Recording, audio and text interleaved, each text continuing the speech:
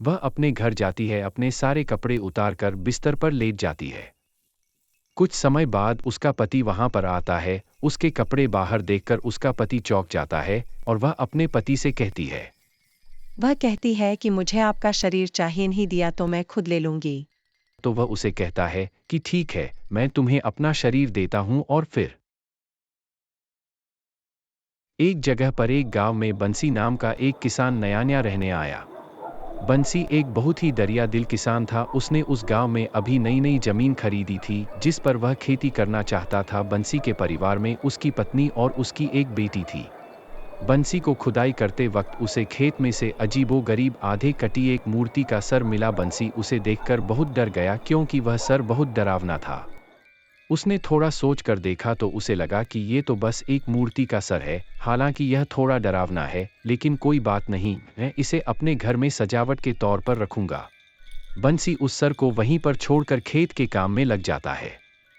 लेकिन अचानक से मौसम बदलने लगता है और आसमान में ढेर सारे काले बादल आ जाते हैं। मौसम बहुत ही अजीब और डरावना हो जाता है और फिर अचानक से बारिश होने लगती है। बंसी इतनी तेज बारिश देखकर घबरा कर वहां से भाग जाता है, लेकिन वह सर अभी भी वहीं पड़ा होता है। बंसी भीगा हुआ अपने घर आता है। उसकी बीवी घर का काम कर रही होती है और उसकी बेटी खेल रही होती है। तो वह अपने कमरे में जाकर आराम करने की सोचता है। जैसे ही वह अपने कमरे में जाता है, वह देखता है कि वह सर पहले से ही उसके कमरे में था। बंसी सोचता है कि शायद मैं ही इसे अपने साथ लेकर आया हूं, लेकिन उसे ठीक से कुछ याद नहीं आता। तो वह इस बात पर ज्यादा ध्यान न देते हुए आराम करता है। रात हो जाती है, सब लोग सो रहे होते हैं। तभी उसे सर में कुछ हलचल होती है और अचानक से वह सर एक बेहद ही डरावनी चुड़ैल में बदल जाता है और हवा में उड़ने लगता है। उड़ता हुआ वह गांव के बाहर चला जाता है। दूर से एक महिला अपनी साइकिल लेकर आ रही होती है। वह इलाका बहुत सुनसान होता है और वहां पर कोई नहीं होता। अचानक से वह सर उसकी साइकिल पर जाकर पीछे बैठ जाता है और उसकी साइकिल फिर आगे नहीं बढ़ पाती। जैसे ही वह औरत पीछे मुड़कर देखती है, वह बहुत डर जाती है। फिर अचानक से वह सर बोलने लगता है। सुन रे लड़की, मुझे तेरा शरीर चाहिए। अगर तूने मुझे यह शरीर नहीं दिया तो भी मैं तुझे मार कर ले लूंगी। इससे अच्छा है कि तू अपनी मर्जी से मुझे तेरा शरीर दे और इसका इस्तेमाल करके फिर कुछ दिनों बाद मैं तुझे छोड़ दूंगी। लेकिन वह लड़की मना कर देती है। वह चुड़ैल अपनी आंखों से लाल रंग की रोशनी निकालती है और उस लड़की को मार देती है और फिर वह उसके शरीर पर कब्जा कर लेती है। अचानक से वह मरी हुई लड़की उठ जाती है और अपनी साइकिल लेकर फिर से चलने लगती है और चलते चलते अपने घर पहुंच जाती है। वह अपने घर जाती है, अपने सारे कपड़े उतारकर बिस्तर पर लेट जाती है। कुछ समय बाद उसका पति वहां पर आता है। उसके कपड़े बाहर देखकर उसका पति चौंक जाता है क्योंकि वह सब जले हुए और खून में होते हैं और वह अपने पति से कहती है। वह कहती है कि मुझे आपका शरीर चाहिए, नहीं दिया तो मैं खुद ले लूंगी। उस आदमी को उस लड़की के कपड़े देखकर थोड़ा शक तो होता है, लेकिन वह उसका पति था। तो वह उसे कहता है कि ठीक है, मैं तुम्हें अपना शरीर देता हूं। और फिर उस चुड़ैल ने अपना असली चेहरा दिखाया और उस आदमी पर हमला कर दिया। देखते ही देखते उस चुड़ैल ने उस आदमी को भी मार डाला। अगले दिन जब बंसी उठता है तो वह मूर्ति उसके घर से गायब होती है, लेकिन बंसी इस बात पर ध्यान नहीं देता क्योंकि उसे याद ही नहीं था कि उसे कोई मूर्ति भी मिली थी या नहीं।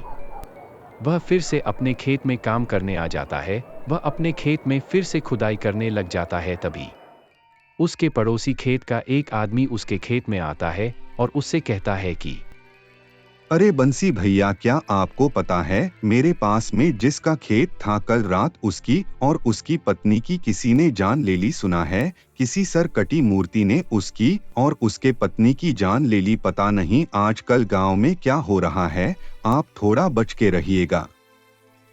बंसी को यह सब सुनकर बहुत ज्यादा शौक लगता है क्योंकि उसे कल हुई पूरी घटना याद आ जाती है। उसे याद आ जाता है कि उसे इसी खेत में एक सर कटी मूर्ति मिली थी। वह यह बात सुनकर बहुत ही घबरा जाता है।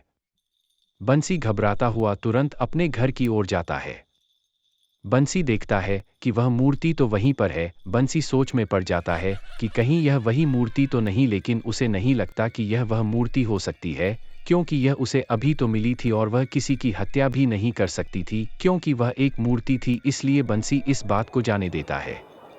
अगली रात फिर वैसा ही होता है, सेम तरीके से वह चुड़ैल फिर से एक पति पत्नी को मार देती है और अगले ही दिन बंसी का पड़ोसी उसे यह सब बताता है।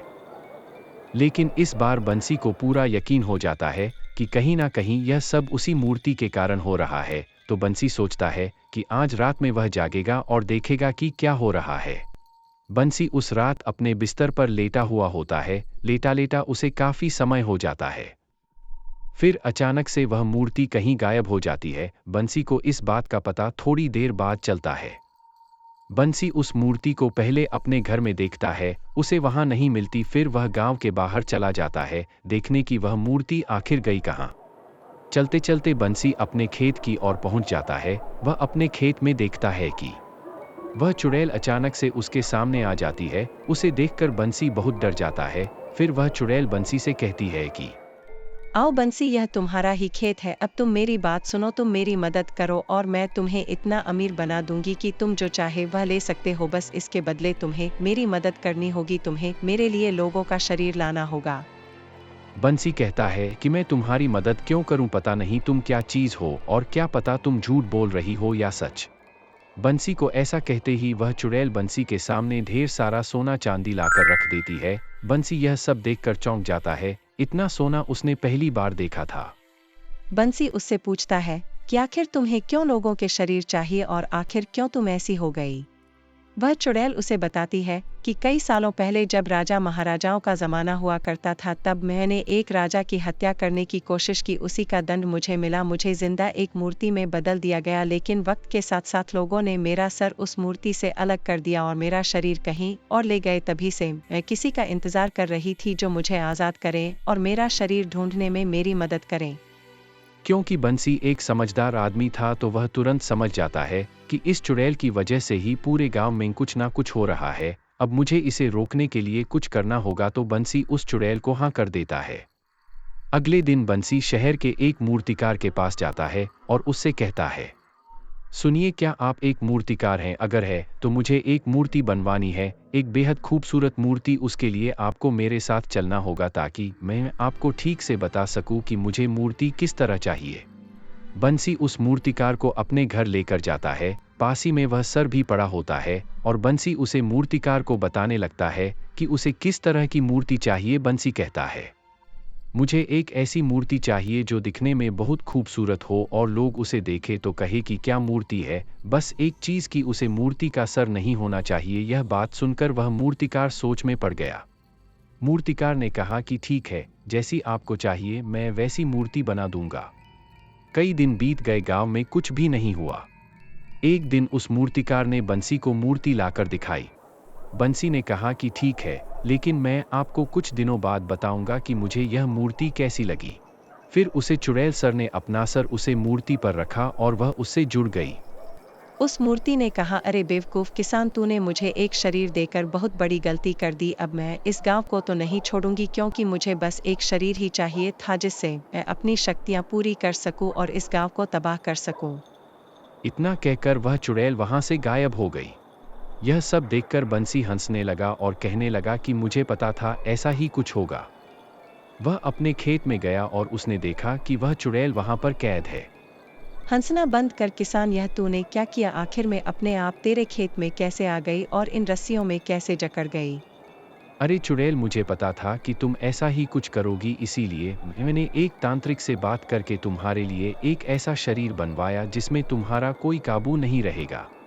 मैं एक तांत्रिक के पास गया और उसे सारी बात बताई तो उसने कहा कि तुम्हारे शरीर पर एक सोने की वस्तु जो तुम्हारे गले में होगी और तुम्हारे शरीर पर एक हरा कपड़ा जो तुम देख सकती हो कि वह तुम्हारे शरीर पर है, यही उसे तांत्रिक का मंत्र है। यह शरीर किसी मूर्तिकार ने नहीं, उसे तांत्रिक ने अपनी तंत्र विद्या से बनाया है, जो अब तुम्हें खत्म करने के काम आएगा। उसे तांत्रिक ने यह भी कहा था कि जैसे ही तुम यह शरीर अपनाओगी तो तुम वापस वहीं पहुंच जाओगी जहां तुम मुझे पहली बार मिली थी। तुम मुझे पहली बार मेरे खेत में मिली थी, इसलिए मुझे पता था कि तुम गायब होकर कहां आई हो। उस वक्त वह चुड़ैल बंसी को लालच तो बहुत देती है, लेकिन वह बच नहीं पाती और अचानक उसके शरीर में से आग की लपटें निकलने लग जाती है, जिससे वह जलकर राख बन जाती है। अब वह चुड़ैल नहीं रही और गांव में फिर से खुशी छा गई। दोस्तों, अगर आपको ये कहानी पसंद आए तो हमारे चैनल को लाइक करें, सब्सक्राइब करें और शेयर करें। बहुत बहुत धन्यवाद।